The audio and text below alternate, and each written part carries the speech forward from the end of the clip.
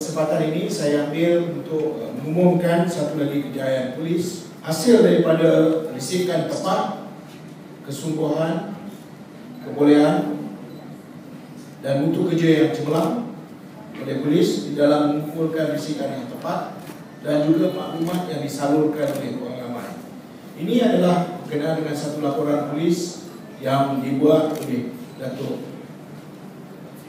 Karam Singh Walia.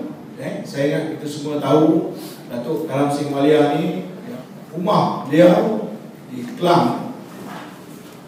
Kita polis menerima satu laporan iaitu pada 13 hari bulan jenayah telah ceroboh dan larikan kereta dalam beberapa dan malam tadi pada jam 2 pagi polis Johor Bahru Utara bawah pimpinan pemangku Ketua Polis Daerah telah melancarkan satu operasi cukup 3 orang.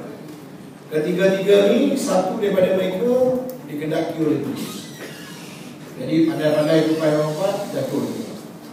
Yang daripada ketiga-tiga ni, satu juga terlibat di dalam perjalanan dadah. Jadi siasatan awal kita merampas 3 buah kita.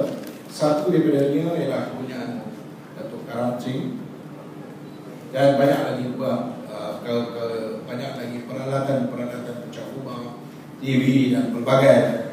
Ini kita percaya kumpulan ini adalah satu kumpulan yang pakar. Kerja dia menyalahgunakan kurniaan Allah. Otak yang diberikan itu digunakan untuk menyusahkan orang lain. Inilah balasannya. Ini cuma balasan, ini baru tangkapan daripada polis. Saya telah mengarahkan supaya siasatan disegerakan, siasat sehingga akar umbi. Siapa lagi rakan-rakan seperjuangan mereka, rakan-rakan seperjuangan untuk rosakkan orang, bukan rakan-rakan seperjuangan untuk mempertahankan negara. Cari sampai dapat, lengkapkan peta siasatan dan baru mereka ke muka pengadilan. Jadi ketiga-tiga ini ketika ini ditahan di Johor Bahru dan mereka juga akan diserahkan ke Polis Selangor untuk tindakan susulan.